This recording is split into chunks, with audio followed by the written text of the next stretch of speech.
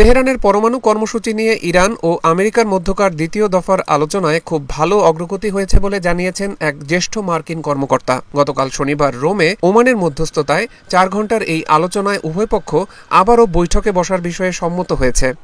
তেহরানের পক্ষ থেকেও এ ব্যাপারে ইতিবাচক বার্তাই দেওয়া হয়েছে সংবাদ মাধ্যমে। বার্তা সংস্থা রয়টার্স বলছে 2018 সালে মার্কিন প্রেসিডেন্ট ডোনাল্ড ট্রাম্প ঐতিহাসিক 2015 পরমাণু চুক্তি পরিত্যাগ করার পর এই প্রথম এত উচ্চ পর্যায়ের আলোচনা হলো। পশ্চিমা দেশগুলোর দীর্ঘদিনের অভিযোগ ইরান পরমাণু অস্ত্র অর্জনের চেষ্টা করছে, যদিও তেহরান সবসময় বলেছে তার কর্মসূচি সম্পূর্ণভাবে বেসামরিক। এবার দ্বিতীয় দফায় প্রেসিডেন্ট হওয়ার পর ইরান ইস্যুতে ট্রাম্প আরও কঠোর হবেন বলে আভাস মিললেও প্রাথমিকভাবে মনে হচ্ছে তিনি এতটা কঠোর অবস্থানে নেই। এক সপ্তাহে এ নিয়ে দুই দেশের প্রতিনিধিদের মধ্যে দুবার বৈঠক হলো। বৈঠকে ইরানের প্রতিনিধি দলের নেতৃত্বে ছিলেন দেশটির পররাষ্ট্রমন্ত্রী আব্বাস আরাকচি ও আমেরিকান দলের নেতৃত্বে ছিলেন ট্রাম্পের মধ্যপ্রাচ্য বিষয়ক দূত স্টিভ উইটকফ। বৈঠক হয়েছে এক অদ্ভুত পদ্ধতিতে।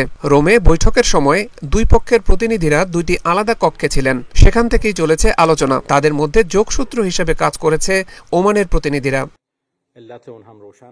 বৈঠকের পর ইরানের পররাষ্ট্রমন্ত্রী বলেন, কিছু নীতি ও লক্ষ্যে আমরা অগ্রগতি আনতে সক্ষম হয়েছি এবং আমরা তুলনামূলক আরও ভালো একটা বোঝাপড়ায় এসে পৌঁছেছি। এই সমঝোতা আরও এগিয়ে যাবে এবং পরবর্তী পর্যায়ে যাবে বলেও দুই পক্ষ সম্মত হয়েছে। আগামী বুধবার ওমানে বিশেষজ্ঞ পর্যায়ের বৈঠক শুরু হবে। একটি সমঝোতা চুক্তির কাঠামো কেমন হতে পারে তা নিয়ে পরিকল্পনা করার সুযোগ তাদেরও রয়েছে। পররাষ্ট্রমন্ত্রী আব্বাস আরাকচি আরও বলেন, এরপর আগামী সোমবার আবারও সমঝোতাকারীরা বসবেন। তারা বসে দেখবেন বিশেষজ্ঞরা আসলে কি নিয়ে কথা বলেছেন। এরপর সেগুলো পর্যালোচনা করা হবে। তেহরান ও ওয়াশিংটনের মধ্যে ফের বৈঠক হবে বলে নিশ্চিত করে ট্রাম্প প্রশাসনও। ইরানের সঙ্গে আমেরিকার 2015 সালের চুক্তির বিরোধিতা করা ওয়াশিংটনের মিত্র ইসরায়েলের গোপন খবর, কয়েক মাসের মধ্যে ইরানের পারমাণবিক স্থাপনাগুলোতে হামলা হতে পারে।